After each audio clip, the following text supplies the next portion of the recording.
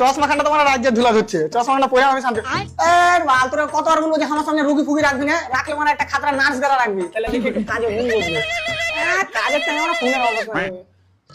Hello, doctor Rahmanul speaking. Doctor সাহেব আমার রাতের বেলায় ঘুম হয় না ও বলছি যে আমিও রাতে ফাঁকা থাকি, তো তো বলতে চলে তাহলে আমার কাছে রাতে শুধবি তো। আবে তোর কপালে কিল দিব। আর আমার কোনো কাজে লাগবে না। ডাক্তার বাবু আমার বেটা। वाह क्या एक्टिंग कर रहा है। খুবই দুঃখের সাথে বলতে হয়েছে যে তোমার ছেলেকে আমি বাঁচাতে পারিনি। ওরে আমার বেটা রে, আমি জানি আমার বেটা শেষ নিঃশ্বাস পর্যন্ত লড়াই করেছে।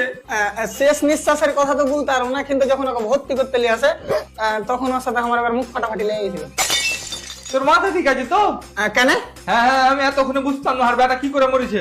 পাগল নাকি বে? আমি তোর বেটার মুখ দিয়ে রক্ত উঠছিল। তারপর তারপর বলা কি হবে, হ্যাঁ যে রক্ত গলা বাদ হবে, তার থেকে 2-3 প্যাকেট ভরে নিয়েছি আলাদা করে। ये क्या हो गया?